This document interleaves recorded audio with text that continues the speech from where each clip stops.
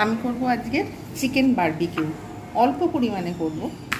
এইটাকে আমি লবণ এখনও দিইনি, লঙ্কা হলুদ আর সর্ষের তেল দিয়ে আমি কিন্তু এটাকে ম্যারিনেট করে রেখে দিয়েছি। এটাকে কিন্তু চিড়ে চিড়ে ছুরির সাহায্যে কিন্তু এটাকে কাটতে হবে। এখানে নিয়েছি ধনে গুঁড়ো, জিরে গুঁড়ো, লঙ্কা গুঁড়ো, হলুদ গুঁড়ো, এখানে নিয়েছি লবণ, এখানে আদা পেস্ট, রসুন পেস্ট এবং টমেটো, আদা রসুন আর পেঁয়াজের পেস্ট আছে।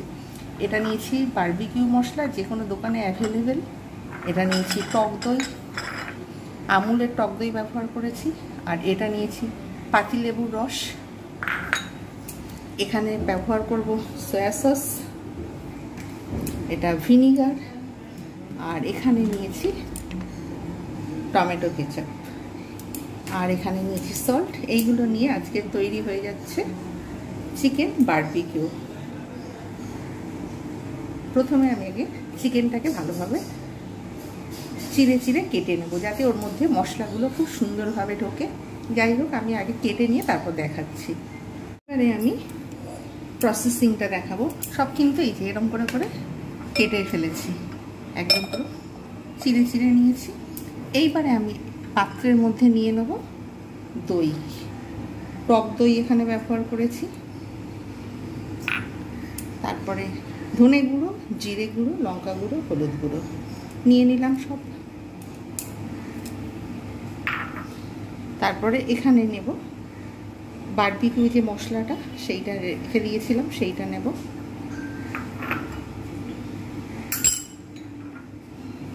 আদা রসুন আর পেঁয়াজের পেস্ট এটা নেব।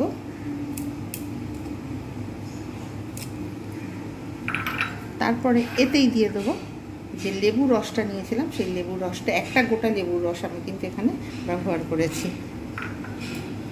এইবারে দেব পরিমাণ মতো লবণ।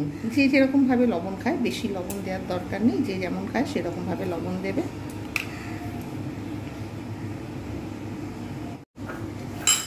এবার আমি এর মধ্যে দিয়ে দেবো টমেটো কেচাপ। কিষানের টমেটো কেচাপ ব্যবহার করছি, প্রায় 3-4 চামচের মতো।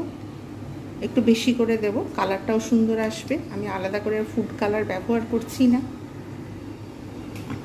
তারপরে যাতে টেস্ট সুন্দর হয়, টক ভাব একটা থাকবে, তার জন্য আমি 1 চামচের মতো ভিনিগার দিয়ে দিলাম। আমি এই ভিনিগারটা ইউজ করেছি, এই ভিনিগার। আর এইবারে দেব আমি এতে সয়া সস, 1 চামচের মতো সয়া সস দেবো। 1 চামচের থেকে একটু বেশি, কালারটাও সুন্দর আসবে। এইবারে আমি এগুলোকে সুন্দরভাবে চামচের সাহায্যে মিক্স করব খুব ভালোভাবে। এগুলো খুব সুন্দরভাবে, যাতে এর মধ্যে কোনো লাম্পস না থাকে, সুন্দরভাবে মিক্স করে তারপর পরবর্তী প্রসেসিং আমি দেখাচ্ছি।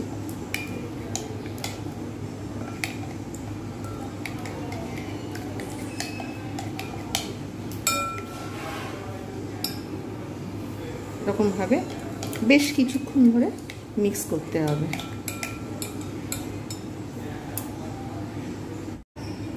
দেখাই যাচ্ছে মশলাটা একদম পুরো পারফেক্ট তৈরি হয়েছে, এরকম ঠিক হয়েছে। এইবারে আমি এর মধ্যে যে চিকেন রেখেছিলাম, এই যে লেগ পিসটা, এই যে কেটে কেটে রেখেছিলাম, এইটাকে আমি এবারে সুন্দরভাবে হাত দিয়ে ভালোভাবে এটাকে আমি ম্যারিনেট করব সুন্দরভাবে সমস্ত জায়গাতে, যাতে ভালোভাবে মশলাটা যাতে ঢুকে যায়, তার জন্য কিন্তু আমি ভালোভাবে উপর নিচ এদিক ওদিক করে ভালোভাবে এরকমভাবে এটাকে মশলার মধ্যে সুন্দরভাবে আমি কিন্তু এরকমভাবে 2 হাত নয়, আমি 1 হাত দিয়ে ব্যবহার করছি। 1 হাতে মোবাইলটা ধরে আছি, মোবাইলের ক্যামেরাটা। এইরকমভাবে আমি কিন্তু ইউজ করব পুরো এইটাকে।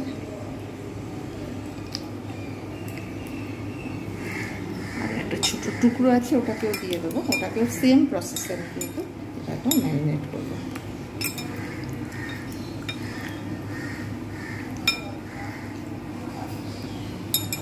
এরকমভাবে 2-3 মিনিট ধরে, যাতে ভিতরে ভালোভাবে ঢুকে যায়, সমস্তটা সুন্দরভাবে হয়, তার জন্য কিন্তু আমি এরকমভাবে এইভাবে এটাকে মাখাবো।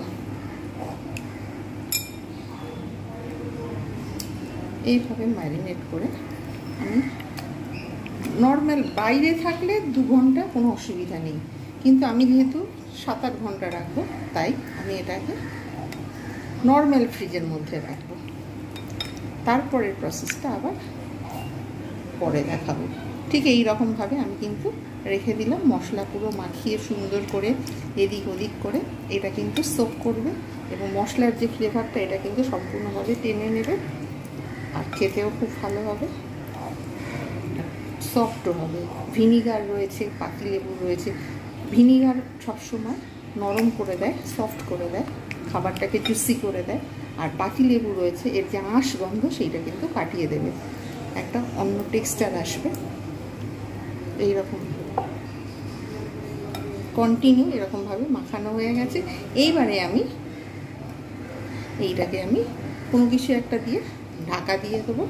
ঢাকা দিয়ে 6 থেকে 8 ঘন্টা আমি নর্মাল ফ্রিজের মধ্যে রেখে দেবো।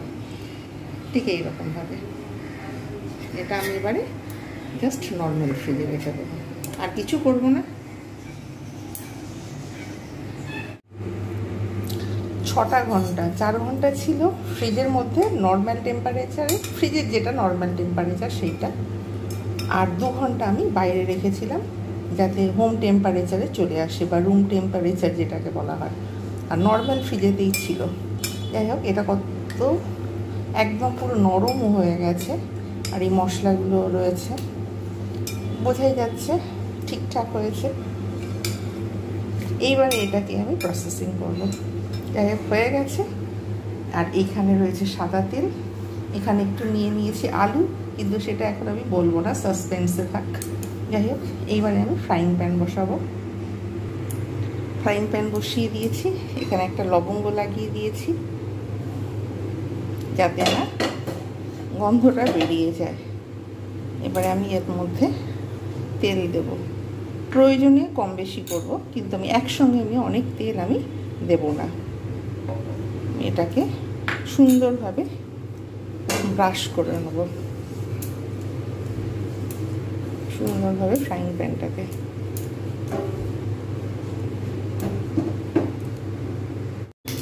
তেল পুরো গরম হয়ে গেছে।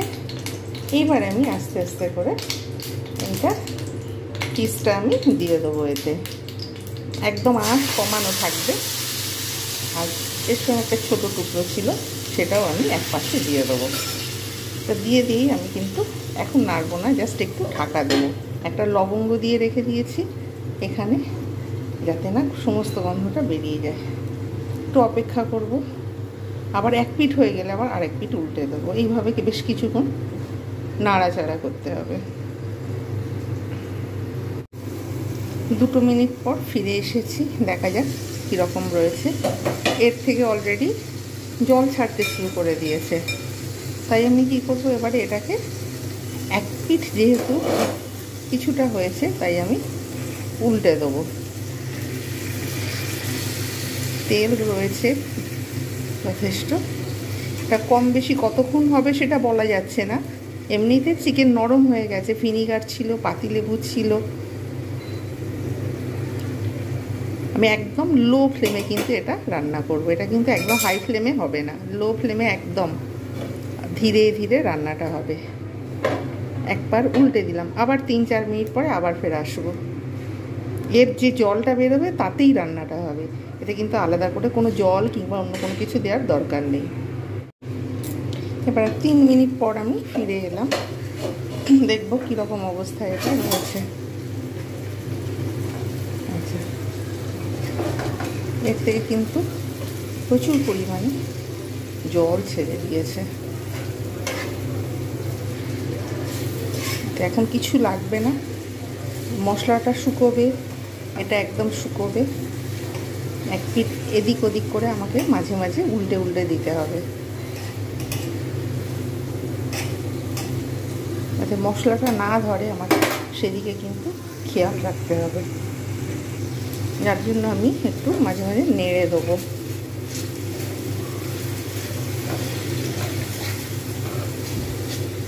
মশলাটা ধরলে ভালো লাগবে না।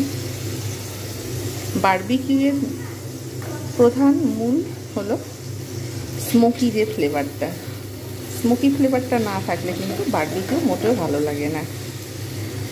আমি এরকম করে নাড়িয়ে দিচ্ছি, নাড়িয়ে না দিলে হবে না, তাহলে মশলাগুলো এক সাইডে ধরে যেতে পারে, পুড়ে গেলে মোটেও ভালো লাগবে না। এরকম করে নাড়িয়ে এধার থেকে সরিয়ে দিচ্ছি। আবার কী করবো, আমি এটা অপেক্ষা করবো। একদম লো ফ্লেমে রয়েছে, পুড়ে যাওয়ার কোনো সম্ভাবনা নেই। প্যানটাও খুব একটা যে পাতলা তাও নয়। যাই হোক, আমি আবার ঢেকে রাখবো। 5 মিনিট পর আমি আবার ফিরে এলাম। হয়েই গেছে, এটা হয়েই থাকে অলরেডি। তো সুন্দর একটা টেক্সচার এসেছে, খুবই সুন্দর এসেছে টেক্সচারটা। এতে আর কিছু দেওয়ার দরকারই নেই, জাস্ট এর যে গরমটা সেটাতেই এটা কিন্তু হয়ে যাচ্ছে। হালকা করে আর তেল দেওয়ার কোনো প্রয়োজনই নেই।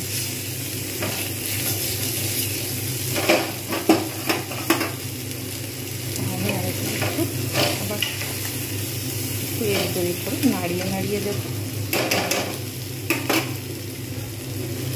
একদম লো ফ্লেমে হবে এটা, কিন্তু একদম জলে তুলে দেওয়া যাবে না।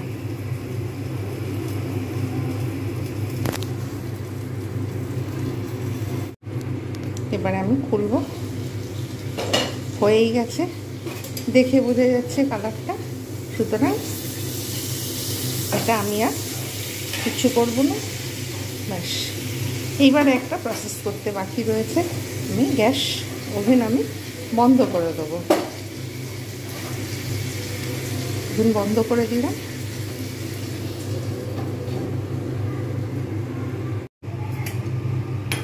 এইবারে আমি এখানে একটা কাঠকয়লা পোড়াবো। এটা না পোড়ালে তাহলে কিন্তু হবে না। এটা যতক্ষণ পর্যন্ত না পুড়বে ততক্ষণ পর্যন্ত কিন্তু আমাকে অপেক্ষা করতে হবে। জাস্ট একটুখানি। এবার আমি ঢাকনাটা খুলব। ঢাকনাটা খুলে এর পাশে আমি এই যে ঘিয়ের যে বাটিটা রয়েছে এইটা বসিয়ে দেবো।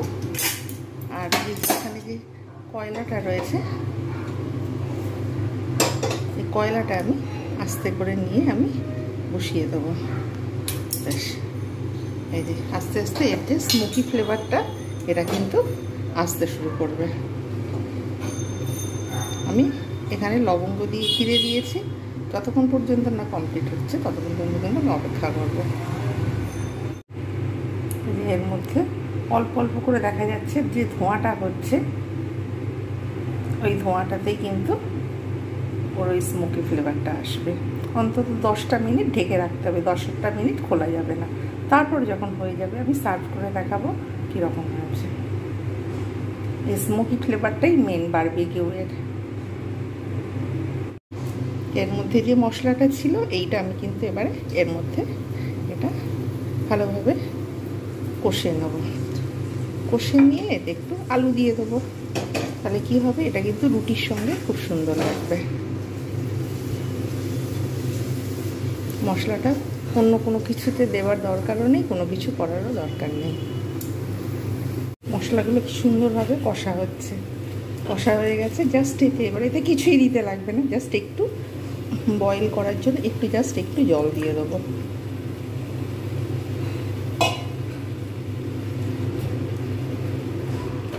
জল দিয়ে দিয়েছি।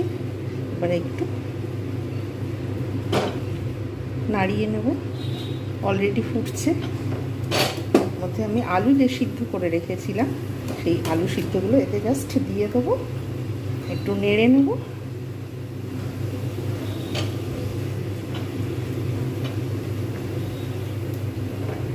এটা রুটির সঙ্গে কিন্তু এটাও খুব সুন্দর লাগবে।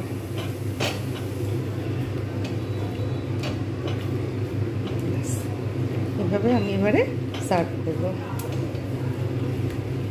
জাস্ট একটু নেড়ে নেবো, আর কিছু না। বয়েল করা আলু আছে, তাই এটা আর কিছু করার দরকার নেই।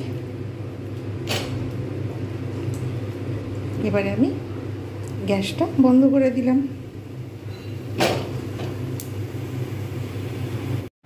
10 মিনিট পর ফিরে এলাম। তৈরি হয়ে গেল perfect chicken barbecue. Smoky flavour একটা রয়েছে, একদম সফট হয়ে গেছে, যেমন দেখতে সেরকমই হয়। এই রকমভাবে আপনারা বানান এবং এনজয় করুন। আর যে মশলাটা রয়েছে সেটা আমি দেখাচ্ছি কি করব। আর ভালো লাগলে অবশ্যই আমার রেসিপিটা আপনারা বেশি বেশি করে শেয়ার করবেন, লাইক করবেন, কমেন্ট করবেন এবং সাবস্ক্রাইব অবশ্যই করবেন আমার চ্যানেলটা।